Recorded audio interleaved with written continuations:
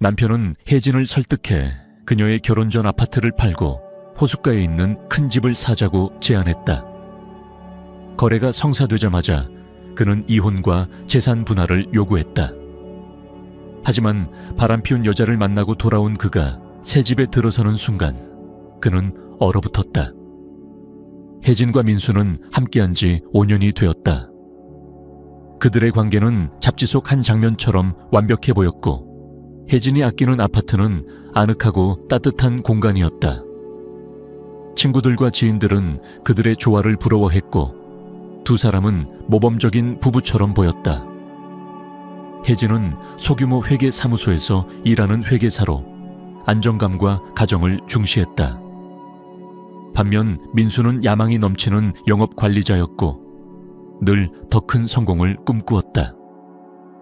어느 날 저녁 식사를 마친 후 민수가 무심한 듯한 말투로 이야기를 꺼냈다. 혜진아, 나 요즘 생각해봤는데 우리 너 아파트 파는 거 어때? 혜진은 놀라서 눈썹을 치켜 올렸다. 그녀의 아파트는 단순한 부동산이 아니었다. 어린 시절의 향기와 할머니와의 추억이 깃든 인생의 일부 같은 공간이었다. 아파트를 판다고? 왜?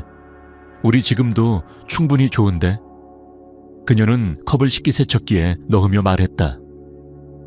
민수는 다가와 그녀의 어깨를 감싸 안고 입에 키스했다. 우리 좀 더 넓은 세상에서 살아보자. 자연 가까이서 조용하게 신선한 공기를 마시며 말이야. 호숫가에 멋진 집이 하나 있어. 마당도 있고 정자도 있고 낚시도 할 수 있어. 완전 꿈 같지 않아? 혜진은 잠시 생각에 잠겼다. 그녀는 자연을 좋아했고 피크닉이나 캠핑도 즐겼다. 하지만 아파트를 판다는 건 큰 결심이었다. 그 집은 멋질 것 같긴 한데 아파트는 내 안전망이야. 혹시 무슨 일이 생기면? 민수는 눈살을 찌푸렸다. 왜 이렇게 부정적이야? 우린 부부잖아. 널 배신할 리 없어. 그리고 아파트 판 돈이면 집도 사고 인테리어도 하고 우리 스타일대로 꾸밀 수 있어. 친구들 초대해서 바비큐도 하고 말이야. 그는 진심인 듯 설득했고 혜진은 점점 그의 말에 흔들렸다. 그녀도 가족과의 행복한 미래를 꿈꾸고 싶었다. 그 집 사진 보여줘봐. 그녀는 조심스레 말했다. 민수는 노트북을 꺼내 사진을 보여주었다. 2층짜리 원목주택에 넓은 창, 탁 트인 테라스, 정갈하게 손질된 잔디밭과 반짝이는 호수. 어때? 민수는 그녀의 반응을 기다리며 물었다. 혜진은 매료된 듯 사진을 바라보았다. 정말 아름답다. 민수는 환하게 웃으며 그녀를 안았다. 이 집은 우리 천국이 될 거야. 우리 집, 우리 성. 그 후 몇 주간 민수는 끊임없이 그 집 이야기를 했고 혜진은 점점 그의 꿈에 빠져들었다. 그녀는 마침내 결심했다. 아파트를 팔기로. 모든 실무는 혜진이 맡았다. 부동산을 찾고 가격을 조율하고 서류를 준비했다.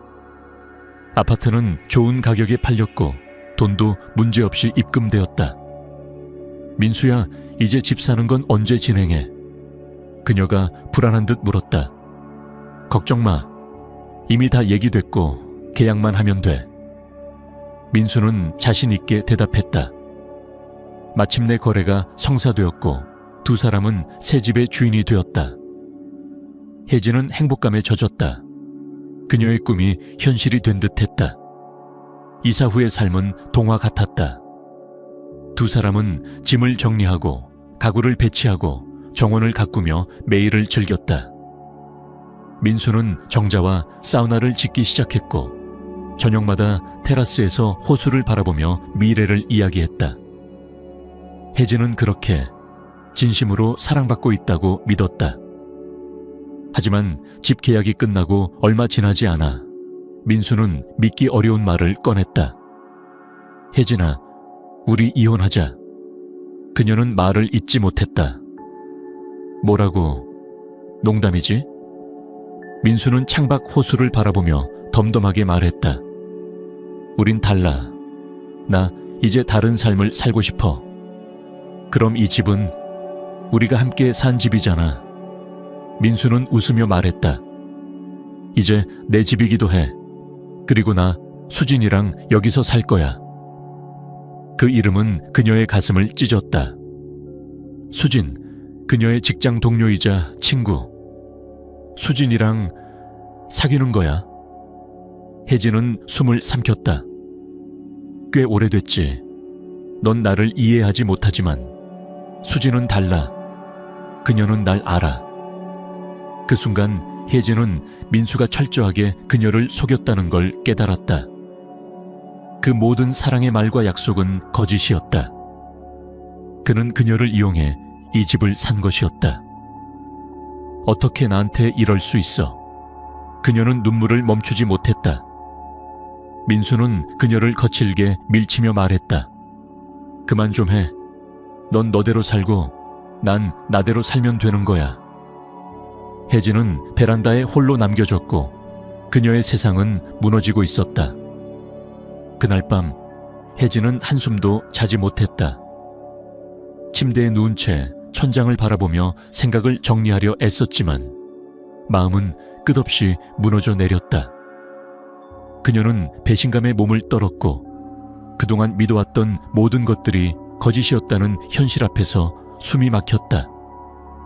그녀는 사랑이라고 믿었던 관계가 민수의 치밀한 계획이었다는 사실을, 그리고 자신이 그 덫에 스스로 빠졌다는 걸 받아들이기 힘들었다. 민수는 자신이 이긴 줄 알았다. 그날 밤 그는 수진의 품에서 와인을 마시며 웃고 있었다.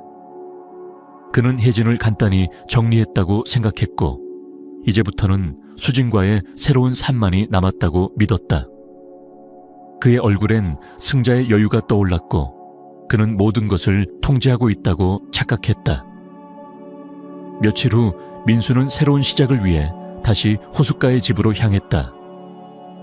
차량의 핸들을 잡은 그의 손끝엔 확신이 깃들어 있었고 입겐 미소가 번졌다. 그는 이젠 방해받지 않고 수진과 함께 이 집에서 완벽한 삶을 시작할 수 있으리라 믿었다. 그는 차를 세우고 여느 때처럼 키를 꺼내어 대문을 열었다. 마당은 여전히 정돈되어 있었고 햇빛에 비친 잔디는 평온하게 반짝이고 있었다. 모든 것이 평온하고 조용했다. 적어도 겉보기에는. 그는 현관문을 열고 안으로 들어섰다. 집 안은 조용했고 아무도 없는 듯한 정적이 감돌았다. 민수는 찜찜한 기분을 떨쳐내려 애쓰며 거실로 향했다.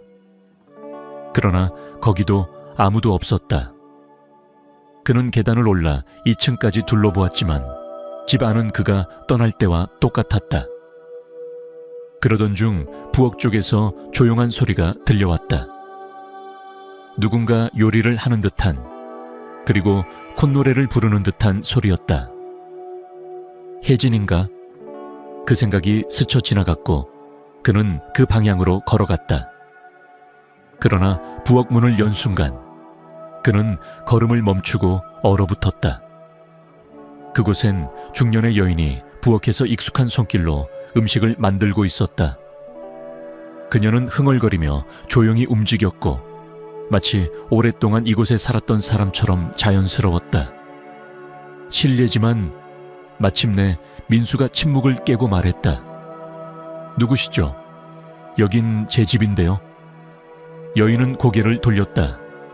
그녀는 안나 선생님, 혜진의 가족 지인이자 오래된 공증인이었다.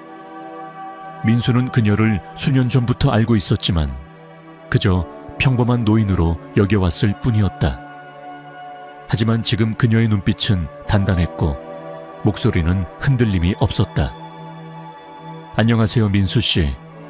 그녀는 조용히 말했다. 저는 여기서 살고 있어요. 민수는 순간 말문이 막혔다. 살고 있다니요? 이 집은 제 거라고요. 제가 샀어요. 안나는 잠시 미소를 지으며 고개를 저었다. 아니요, 민수씨. 이 집은 제 겁니다. 무슨 말도 안 되는 소리예요. 민수는 소리를 지르며 분노를 억누르지 못했다. 제 명의로 된 서류 다 있어요. 계약서도 있고 등기부도 있고. 정말로 그렇게 확신하세요? 안나는 고개를 갸웃하며 말했다. 그럼 그 문서부터 다시 한번 확인해 보시죠. 그녀는 부엌 테이블 위에 폴더를 가리켰다. 민수는 의심 가득한 얼굴로 폴더를 잡고 안에 서류를 뒤적였다. 계약서, 장업 내역, 모든 문서가 정리되어 있었지만 그 순간 그의 눈에 한 장의 문서가 들어왔다. 이게 뭐지? 증여 계약서? 그는 이름을 확인했다. 수신자, 안나김. 그는 다시 문서를 읽었고 서명란에 적힌 이름은 바로 혜진이었다. 공증인 도장까지 모든 게 정식이었다. 그의 손이 떨리기 시작했다. 이게 어떻게 된 거죠? 그는 더 이상 확신을 유지할 수 없었다. 안나는 조용히 가스레인지 불을 줄이며 말했다. 긴 이야기예요, 민수 씨. 간단히 말하자면 당신이 혜진을 너무 얕봤다는 거죠. 혜진이 이런 걸 미리 계획했다고요? 민수는 믿을 수 없다는 듯 중얼거렸다. 그녀는 이런 걸 알지도 못했어요. 당신은 혜진이를 몰랐던 거예요. 안나는 천천히 고개를 끄덕이며 말을 이었다. 그녀는 당신의 말이 이상하다고 느꼈고 그래서 저에게 상담을 요청했어요. 우리는 혹시라도 모를 상황에 대비해 이 집을 제 명의로 증여받기로 했죠. 민수는 충격에서 벗어나지 못한 채 고개를 숙였다. 그는 자신이 완벽하게 속였다고 믿었던 아내에게 되려 완벽하게 당했던 것이다. 자신감은 흔적도 없이 사라졌고 분노는 공허로 바뀌었다. 그럼 이제 어떻게 되는 거죠? 그가 묻자 안나는 눈을 마주치며 말했다. 이제 나가주세요, 민수 씨. 이 집은 제 것이고 당신은 이곳에 있을 이유가 없습니다. 민수는 마치 싸대기를 맞은 듯 멍한 얼굴로 서 있었다. 그는 모든 것을 잃은 남자였다. 집도 아내도 심지어는 그의 계획까지. 그는 눈앞에선 안나의 단단한 눈빛을 보며 완전히 패배했다는 사실을 인정할 수밖에 없었다. 그는 천천히 집을 나섰고 차에 앉아 호수를 바라보았다. 호수는 여전히 잔잔하고 고요했다. 마치 아무 일도 일어나지 않은 듯. 하지만 민수의 세상은 완전히 무너져 있었다. 그는 손에 들린 휴대전화를 바라보다가 마침내 결심한 듯 번호를 눌렀다. 수진이었다. 몇 번의 신호음 끝에 수진의 목소리가 들렸다. 차가운 감정 없는 음성이었다. 수진아, 나야. 민수. 민수. 그녀의 반응엔 기쁨도 반가움도 없었다. 왜? 나 할 얘기가 있어. 민수는 망설이다가 조용히 말했다. 좀 문제가 생겼어. 문제? 그녀는 피식 웃었다. 그게 나랑 무슨 상관이야? 수진아, 제발, 난 그 집을 잃었어. 그는 마치 죄를 고백하듯 낮은 목소리로 말했다. 한동안 침묵이 흘렀고 곧 그녀는 웃음을 터뜨렸다. 그것은 경멸과 조롱이 섞인 냉소적인 웃음이었다. 정말 바보 같아. 아내를 속이려다가 네가 당했구나. 넌 진짜 멍청이야. 수진아, 제발. 됐어, 민수. 이제 너 따윈 필요 없어. 나 다른 사람 만났거든. 훨씬 돈 많고 너보다 훨씬 나은 사람. 그러니까 다신 연락하지 마. 뚝. 통화는 일방적으로 종료되었다.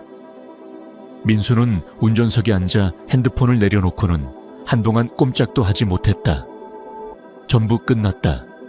그는 사랑이라 믿었던 수진에게도 냉정하게 버림받았다. 그의 눈앞엔 더 이상 기대할 곳도 위로받을 곳도 없었다. 오직 자신의 탐욕과 어리석음만이 남아있었다. 잠시 후 집 앞에 차 한 대가 도착했다. 차 문이 열리고 혜진이 내렸다. 그녀는 조용히 민수를 바라보았다. 그 시선엔 분노도 슬픔도 없었다. 오직 공허함과 냉정함이 있었다. 민수는 다급히 차에서 내려 그녀에게 다가갔다. 혜진아, 이게 대체 무슨 일이야? 왜 안나 선생님이 우리 집에 있어? 그는 상황을 이해하려 애쓰며 소리쳤다. 혜진은 그를 똑바로 바라보았다. 목소리는 낮고 단호했다. 이 집은 내 집이 아니야, 민수. 그리고 한 번도 내 것이었던 적도 없어. 무슨 소리야? 우린 함께 샀잖아. 네 돈으로 산 거지만 명의도 나눴고. 맞아. 네가 그렇게 믿게끔 했지. 하지만 난 처음부터 네가 의심스러웠어. 그래서 준비했어. 만약을 대비해서. 민수가 무언가 말하려 했지만 혜진은 손을 들어 그를 막았다. 말 끊지 마. 다 말할게. 그녀는 조용히 숨을 고르고 말을 이었다. 안나 선생님이 조언해 주셨어. 네가 내게 아파트를 팔라고 했을 때 뭔가 이상하다고 느꼈거든. 그래서 그 집을 너 몰래 안나 선생님에게 증여했어. 계약서에 사인한 다음 날 바로. 민수의 얼굴은 점점 창백해졌다. 그는 자신이 완벽하게 조종했다고 믿었던 모든 상황이 오히려 자신이 조종당하고 있었다는 사실 앞에서 무너지고 있었다. 너 그때부터 다 알고 있었던 거야? 그는 떨리는 목소리로 물었다. 몰랐어. 하지만 의심했지. 그리고 그게 맞았던 거야. 민수는 이를 악물고 말했다. 나 고소할 거야. 둘이 짜고 날 속였잖아. 법적으로 문제 삼을 수 있어. 감옥 갈 수도 있어. 혜진은 조용히 웃었다. 해봐. 그 전에 네가 어디서 잘지부터 걱정하는 게 좋을걸. 그는 더 이상 말을 잇지 못했다. 현실은 너무도 분명했고 그는 스스로 판 함정에 갇혀 있었다. 그는 이 여자를 너무 쉽게 본 것이었다. 순진하고 조용하다고 생각했던 그녀는 그보다 훨씬 강하고 현명한 사람이었다. 혜진은 안나를 향해 고개를 끄덕이며 말했다. 정말 감사해요, 안나 선생님. 당신이 없었다면 저 전부 잃었을 거예요. 별말을 다 하네, 혜진아. 넌 좋은 사람이야. 좋은 사람에겐 좋은 조언이 필요할 뿐이지. 안나는 부드럽게 그녀의 어깨를 감싸며 말했다. 혜진은 다시 민수를 바라보았다. 그 눈빛은 냉철했고 이제는 단 한 줌의 동정심조차 남아있지 않았다.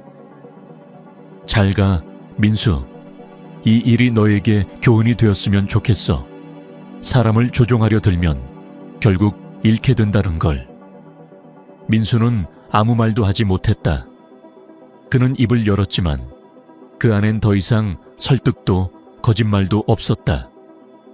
그는 혜진이 돌아서는 모습을 지켜보며 모든 것을 잃었다는 사실을 인정할 수밖에 없었다. 그녀는 집 안으로 들어갔고 문이 조용히 닫혔다. 그 문과 함께 그의 마지막 희망도 닫혀버렸다. 민수는 현관 앞에 멍하니 서 있었다. 아무리 생각해도 믿기지 않았다. 모든 것을 계획했다 생각했던 자신이 철저히 무너졌다는 현실이 아직도 피부로 와닿지 않았다. 자신은 혜진을 속였고 이용했고 마지막엔 모든 걸 앗아가려 했다. 하지만 결과는 정반대였다. 그는 빈손이 되었고 그녀는 모든 것을 지켜낸 채 더 강해져 돌아왔다. 며칠이 지나면서 혜진은 집 관련된 서류와 법적 절차를 마무리했다. 안나 선생님은 매 순간 그녀의 곁을 지키며 필요한 조언을 아끼지 않았다. 계약 정리, 세금 신고, 재산 정리까지 모든 것이 체계적으로 처리되었고 혜진은 단 한 걸음씩 더 이상 민수에게 휘둘리지 않는 삶을 만들어가기 시작했다. 그러나 그 집은 더 이상 그녀에게 평온과 안정을 주는 공간이 아니었다. 처음엔 꿈처럼 느껴졌던 그 호숫가의 집은 이제 배신과 눈물, 거짓말이 남긴 상처의 상징이 되어 있었다. 그녀는 그곳에서의 추억을 떨쳐내고 싶었고 마침내 결정했다. 그 집을 팔기로. 판매는 예상보다 빨리 이루어졌다. 호수 전망의 아름다운 주택은 여전히 많은 사람들의 관심을 끌었고 그녀는 좋은 가격에 집을 정리할 수 있었다. 그 돈으로 혜진은 도시 외곽, 조용하고 푸른 공원이 인접한 곳에 넓은 아파트를 마련했다. 그리고 오랜만에 그녀는 자신의 공간을 다시 꾸미기 시작했다. 그녀의 손길이 닿은 집은 따뜻하고 편안했으며 이제 그 어떤 불안도 없는 그녀만의 안식처가 되었다. 민수는 그 이후로도 몇 차례 혜진에게 연락을 시도했다.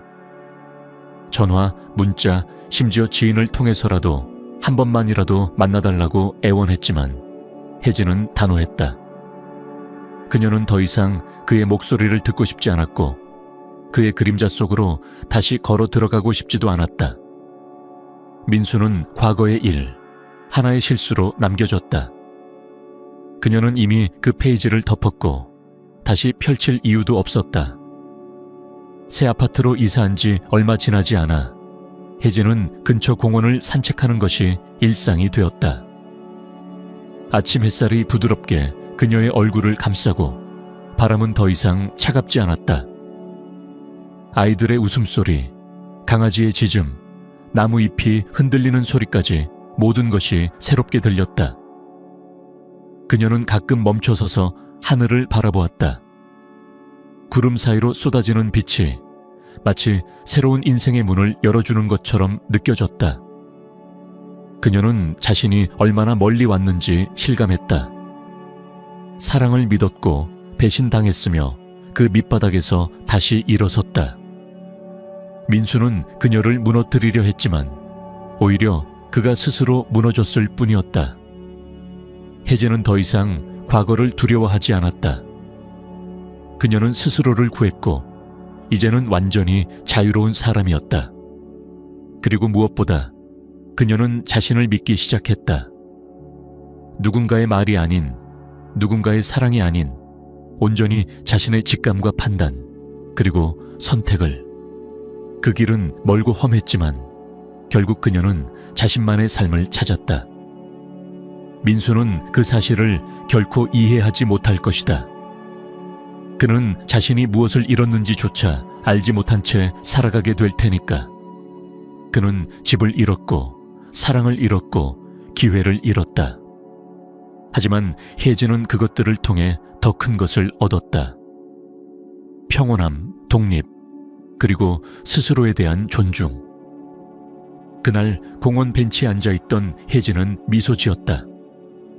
조용히, 담담하게. 과거는 지나갔고 미래는 그녀의 것이었다. 그리고 그녀는 그것을 두려움 없이 받아들일 준비가 되어 있었다.